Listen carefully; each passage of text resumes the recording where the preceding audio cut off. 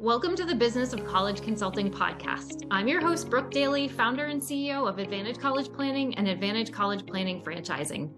Building a business is not for the faint of heart. In the Business of College Consulting podcast, you'll hear stories from successful college consultants on how they grew their business and the challenge and successes they had along the way. Grab your notebook and pen and get ready to be inspired. All right. Hello, everyone. I am excited to welcome Amy McVeigh, owner of Smart College Selection, on the Business of College Consulting podcast today. Amy, welcome to the show. Thank you. I am just delighted to be here. Awesome. Thank you. So, Amy, you and I go way back, but do you want to take a minute and just share with our listeners a little bit about yourself and how you got started with Smart College Selection? Absolutely. So when you asked me to be on this podcast, I have to confess it kind of prompted a bit of an archaeological dig for me. Like, how did this happen? How did I end up here?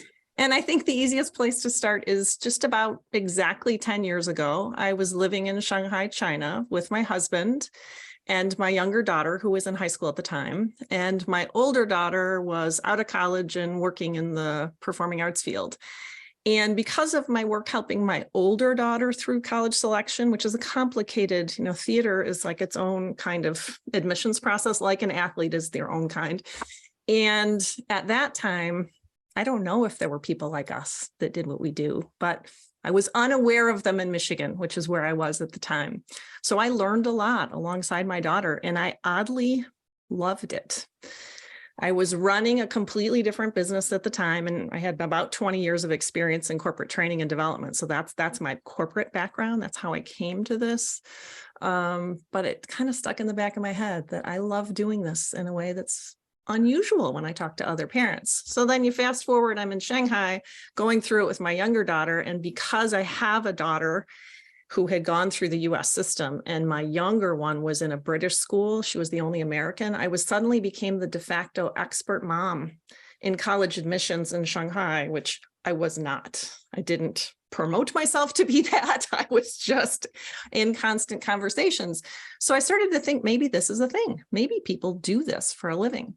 And that's ultimately what led to me starting the business. We moved to Indiana, where we knew no one. We came for my husband's job from China. And I thought, the logical thing here is to crank back up the training business. I know how to do that. And instead, I just felt pulled in this direction and have never regretted it. Oh, I love that. So you said that was 10 years ago. It was. So can you do a little fast forwarding? What does your business look like now? It's not only No, it is not. And that's part of, to be honest, much of my surprise. In my corporate training world, I had a training business, and I always decided not to grow, to just manage the work that I could manage. I didn't want the complexity of managing other people, and I wanted to just do the work and do the work really well. And so when I started this, that's what I thought I would do. I moved here to Indiana in 2013. When I decide I'm going to do something, I kind of go all in. So I did a ton of research and decided to go through UCLA's program, the extension program in college advising. And so that took me about a year and a half. And then I started. And I now have 4 consultants in total, and we have an assistant. We serve by grade year about 80 to 90 students. So we're kind of like a small private high school in terms of size. And I have loved bringing people on board, which was a surprise to me. But once I created the process and structure and systems of the way that we do smart college selection, being able to share that with other people who are interested in coming into the field brings me just great joy. I love it. So you started your business after moving to a new area, and you did the UCLA program. So that took a little bit of time. But tell me what it was like to build a business in a new geographic area. Like, how did you market yourself? What were the challenges there? Right. And also, I didn't have the background that lots of people have, right? So I didn't come from college admissions. I wasn't a school counselor. I don't have any counseling background. So I have a very robust business background, but that's not what this is about, right? At the core of what we do is not that. Now we do end up having to do it. And I came into Indiana, didn't know anyone, did never even been here before, honestly, before we moved here. So I didn't have any logical networks and also didn't know how to do the work. So there were a few barriers. The first thing I decided was I was going to do it. And I tried to find other people in Indiana who did it. And basically no one was publicly out doing this work. So I did discover school counselors who kind of did it on the side, but there wasn't anybody out there. There was not a single member of the professional associations in the state of Indiana at the time I came in. You're a true trailblazer, Amy. I love it. It was a little puzzling. I mean, I come from the car business, like there are cars everywhere. So I was just a bit confused about all this. But I decided I was doing it anyway. So how did I build the business? Well, at first I went to the tennis club because I figured that's a place where there are moms who have time and money, to be honest. This is not the way I describe it to clients. This is the way I describe it to other independents. Let's be clear, but that's what I did. I think I have to meet parents. Plus I like to play tennis, so that was good. My practicum that was required through UCLA, I knocked on a huge number of doors to try to get someone to take me. And eventually, after quite a bit of knocking, the International School of Indiana took me, which was fabulous because that kind of gave me a seat. Well, it didn't kind of, it gave me a seat inside a high school, which I desperately needed. I needed to be with lots of young people. I needed to see what the challenges were because I had been with my own children and their friends, but I didn't have the depth of experience of watching. Feels like hundreds of kids that come through the college counseling office every day. It's not quite that many. So that helped me. And I worked hard on the relationship with the school counselors there, and they helped open doors for me. I spent time in all of our local libraries and made friends with the teen librarians because it turns out teen librarians have a lot of pull. So that was useful. I reached out to school counselors, some of whom were willing to let me bring coffee and donuts, and some were very much not willing to let me do that. And then I made sure that every student that I worked with, I just did a really outstanding job. And I let the families know I'm new and I'm starting this. So if you think I did a good job, please share that news widely. I got involved in a women's networking group in my town. That was also good. I volunteered to take pro bono clients from their children because I knew that that would be a network that would help grow. So that was another way I did it. But I think the biggest thing was to just I really tried to not take the no's personally because there's so many of them at the beginning, and particularly in a market where it wasn't like we sometimes hear, in a given town or area, there's a divide between the school counselors and the independents. And, we're not necessarily viewed that highly. I didn't even have that. They didn't even know what I was. What are you doing? Correct. Is that a thing? I'm like, I hope it's a thing because I've decided I'm going to do it. Yes, I love it. I love it. You and I have similar stories in that I started my business shortly after moving to a new state with no network. And we did a lot of similar things to grow our business. And I feel like that list is long, right? It's like, I'm trying everything, including almost knocking on my neighbor's doors. Like, I know you have a teenager. I will gladly work with you for free. So I think those are all of the things as a new business owner, but especially one who's in a new area. And I think that just goes to show that you can start a business and you can start this business, even if you don't know anyone, right? Like you can make it happen. It just takes a lot of work and a lot of effort and hearing a lot of no's. You nailed it. Like that was probably psychologically the most difficult part for me was hearing so many no's. And I told myself every no, you're getting one step closer to a yes. Like you'll get a yes eventually. Right. A lot of no's. Right. And it can be intimidating. It can be discouraging. I think it can make you think you're not on the right track, but I don't think that's it at all. I think that this takes time. It takes time to develop credibility in this field and in a new market. Exactly. Agreed. Has your marketing changed over the 10 years? Like you did a lot when you got started. Do you do a lot of those same things or have you shifted? Yes, it's changed. The fortunate position that we're in is that we have much more business than we can manage. So we could easily fill a full another class, so we have a long waiting list of people. And so it's an odd thing because I'm a believer in marketing, but I also don't have space. So we've shifted somewhat. We still do, so the teen librarians are still our friends, but what we do is we do a series of workshops and libraries that we do basically as a community service. We do it with no expectation we're going to get any business, because anybody who shows up there, we don't have room for anyway, but it allows us to reach more people. So we do in our local libraries 3 or 4 sessions a year. So that continues. The focus is just different. We have maintained a very strong focus on relationships with our school counselors. We think that's really important. We think it's good for the students if we can work in a collaborative way. So we do a lot of outreach to school counselors in various ways, but again, it's not really building the business. It's doing what we believe to be the right thing by the community. Let's see, other things I'm not doing things for free anymore. We are on Facebook, but we're not huge social media chasers. We're not on Instagram. We probably should be, but then I come back to the time is limited and we're turning away a lot of business.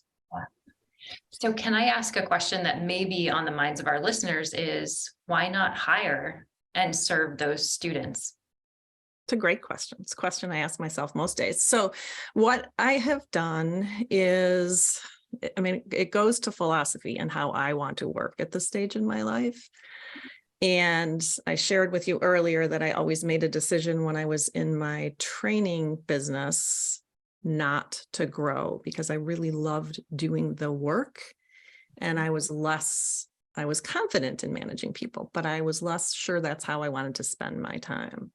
So the way I have built my team is actually different than the way that most people in this business have. And that is truly, we're a team of equals.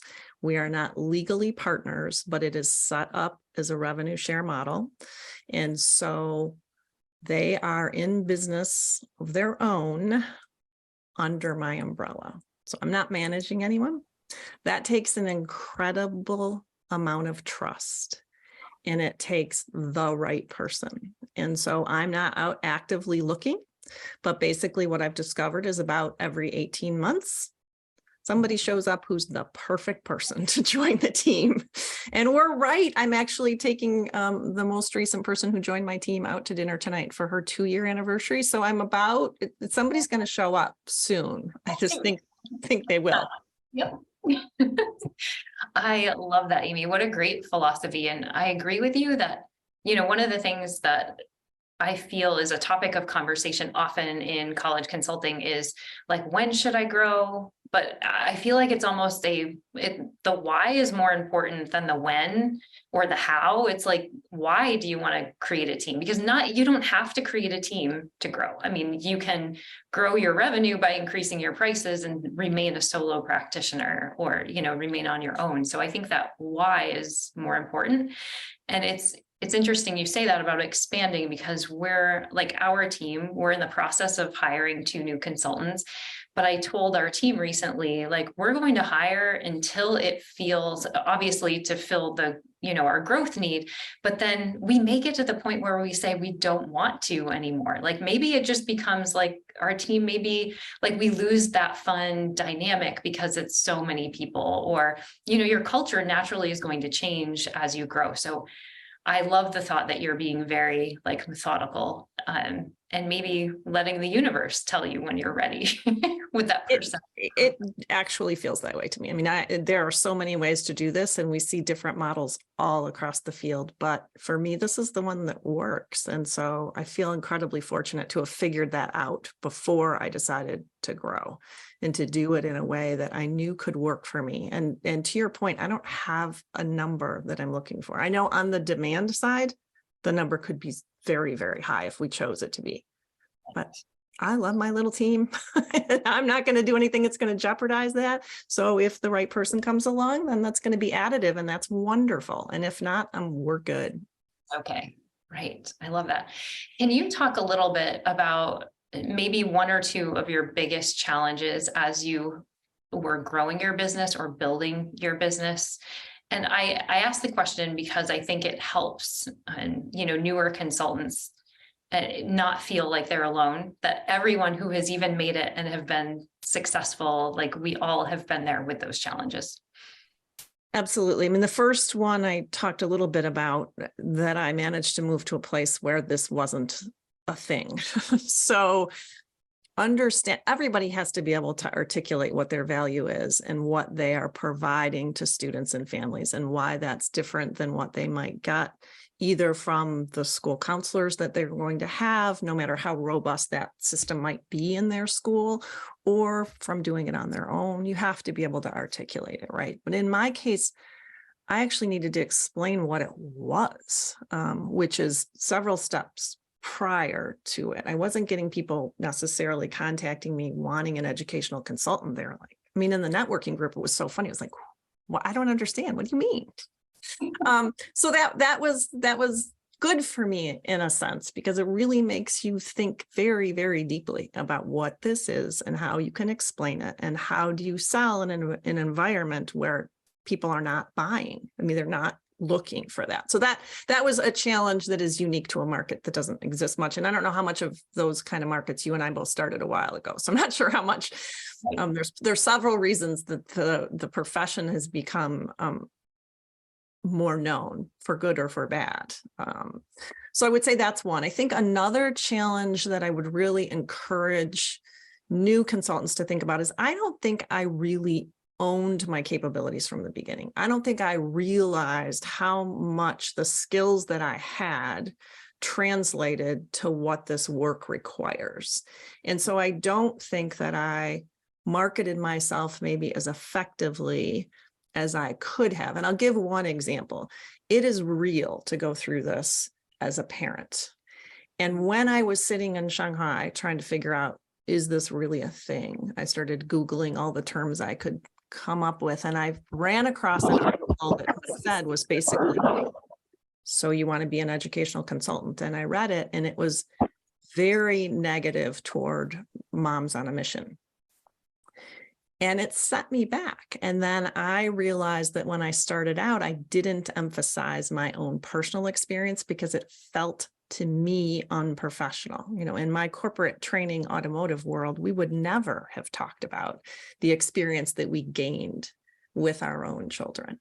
Well, I know now that that is huge for people, that everybody on our team is a parent, that I can talk about what, you know, it was like for me as a mom when I was waiting in January and February for my child to get her responses. And it doesn't make me less valuable as a professional, but I found that tricky. I found trying to know what aspects of your experience to emphasize and which ones not to focus on as much. I just found it confusing. I didn't really have a model for it. Right. Yeah, that is tough. So interesting. Any other challenges that you feel that you had to navigate in those earlier years?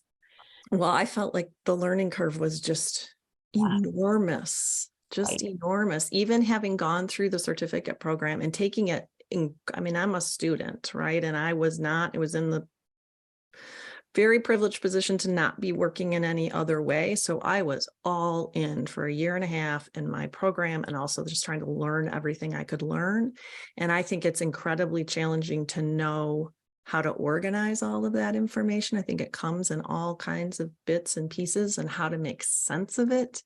And then, and I see this, I teach in Berkeley certificate program now, and I see this with my students there, how to know when you're ready.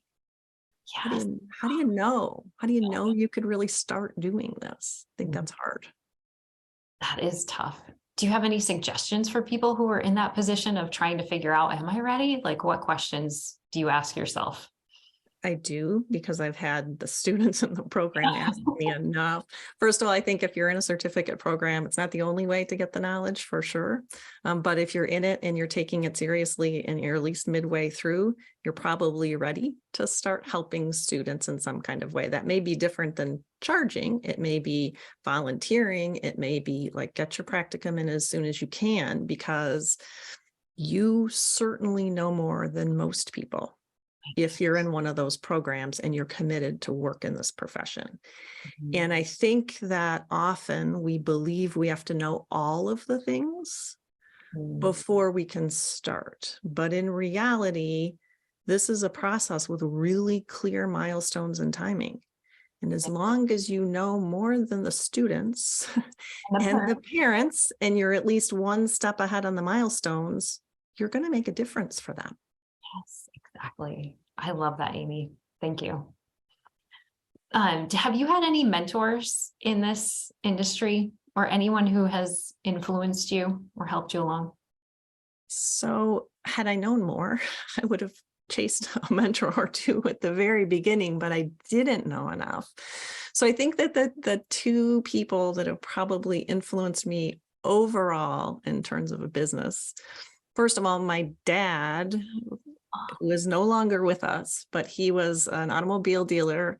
And my lifeline was supposed to be the third generation automobile dealer. So if you want to talk about something that's about as different from an educational consultant as you can find, that's what's in my blood.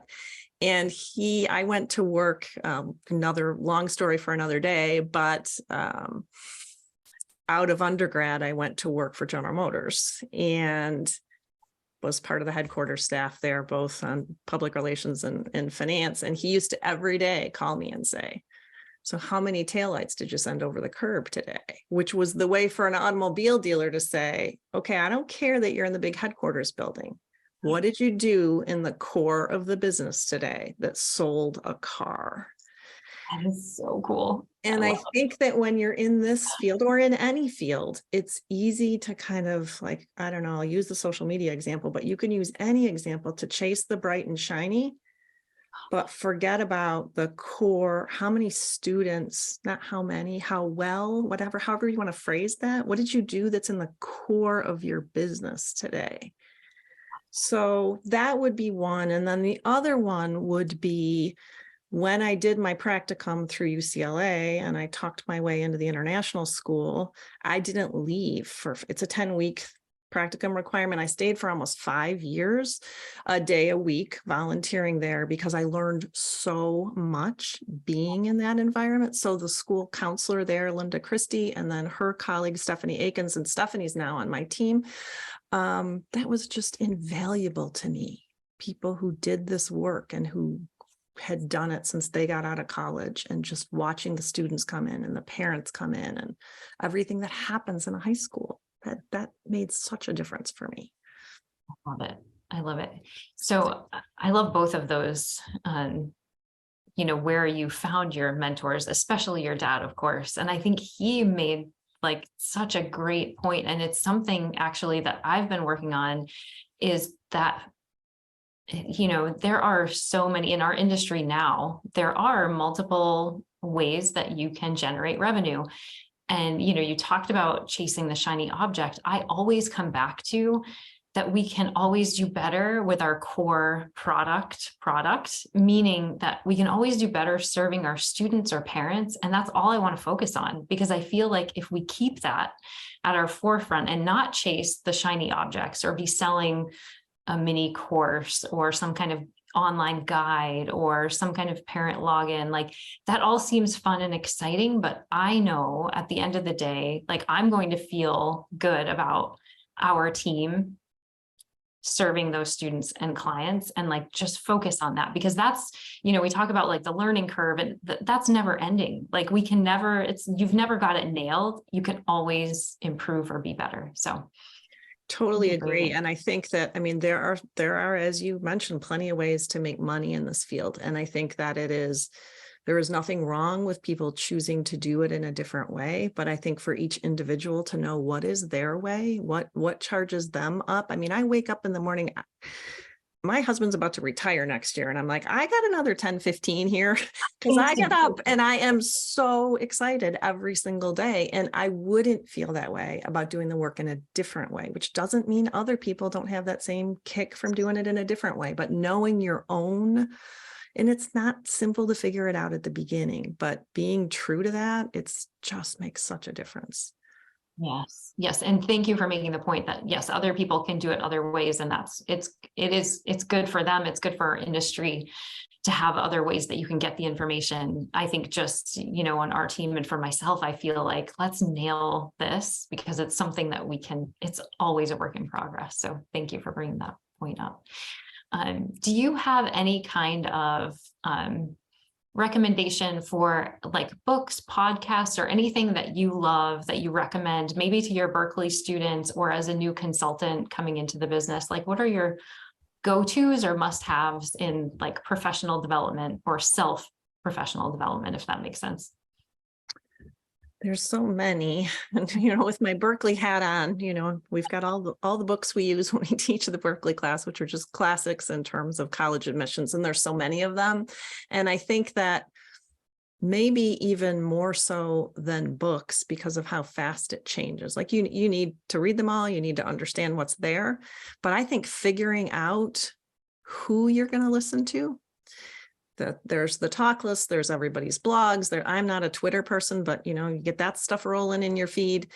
It can be overwhelming. And I think in part because of my background in training development. I mean, I worked in the automobile industry. I didn't need to know the detail of what it was I was creating training around, but I had to find out who did. So who were the best thinkers in any kind of space? So in our world, who really understands affordability? Who really understands how to work with students who have learning differences? I don't try to know all the things, but I try to figure out who do I want to listen to?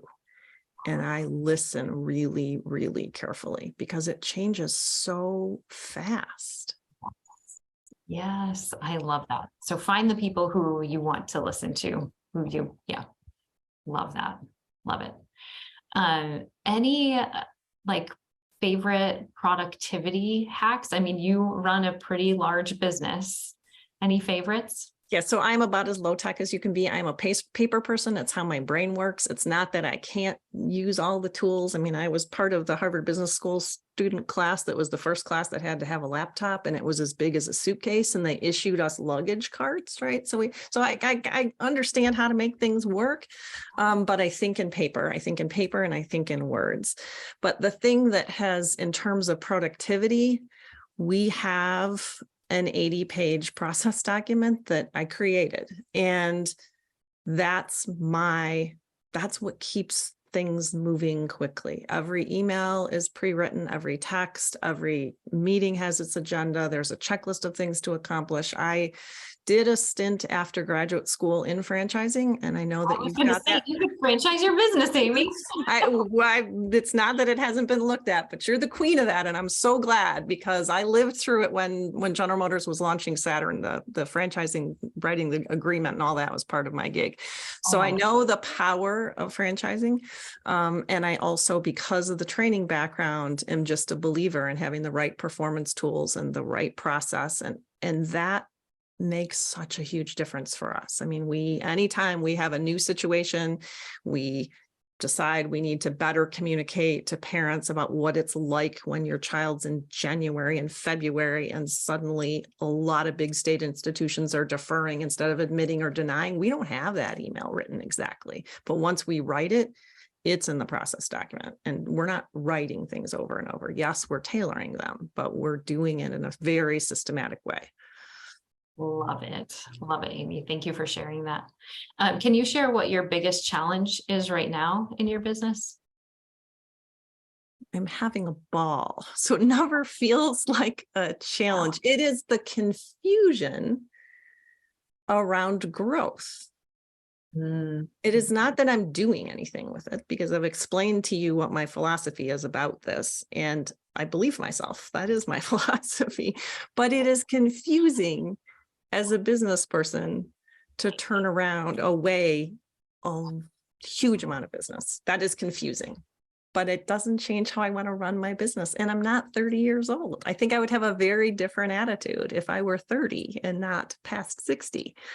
So it's a challenge in the sense of a challenge is a thing I think about when I'm running, like, that's kind of strange. You're not maximizing revenue. You're not maximizing growth. You're not doing all these things that from the outside, it looks like you should, but you don't want to. So run farther and stick with your plan. Yes, keep running. Exactly. And that's the thing. What's the goal and what is it all for and about, right? So Exactly. good for you for staying true to who you are and who you want to be, or who you want or what you want your business to look like, because it is easy, not easy, but it would be easy to say, I'm just going to hire people to try and, but that's, that goes against goal. So love it. Are there any questions as we wrap up that you wish I would have asked you that I didn't?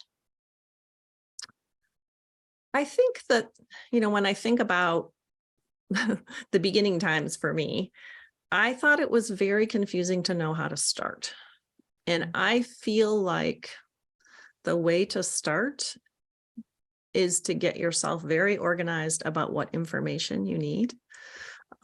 In the Berkeley class, we kind of have this, and I know that you've started recently to teach in that program, which we're thrilled about.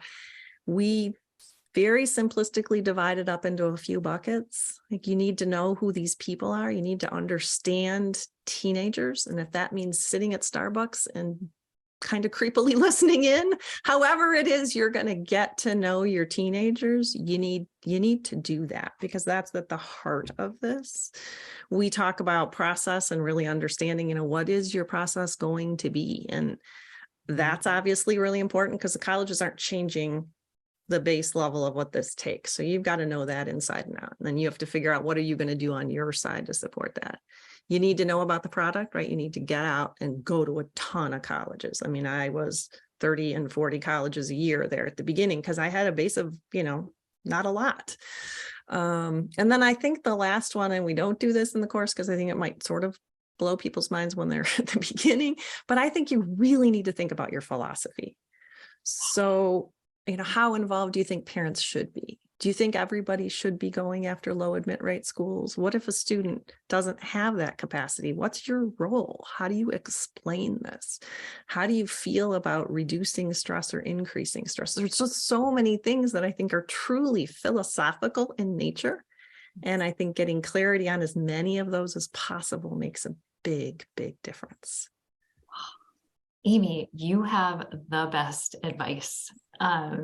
I feel like we need an encore at some point. This was fantastic. Thank you. Very fun. So how can our listeners find you if they'd like to find you online? Absolutely. It's 3 words, smartcollegeselection.com. So just go to our website. There's an inquiry form there if you want to put in that you're a new IEC and you want a pep talk. I'm around. I give pep talks and hugs for free. Oh, that is the best offer, Amy. I'm sure folks will take you up on that. So thanks again for being with us, Amy. Thank you so much. I enjoyed it, Brooke. Take care.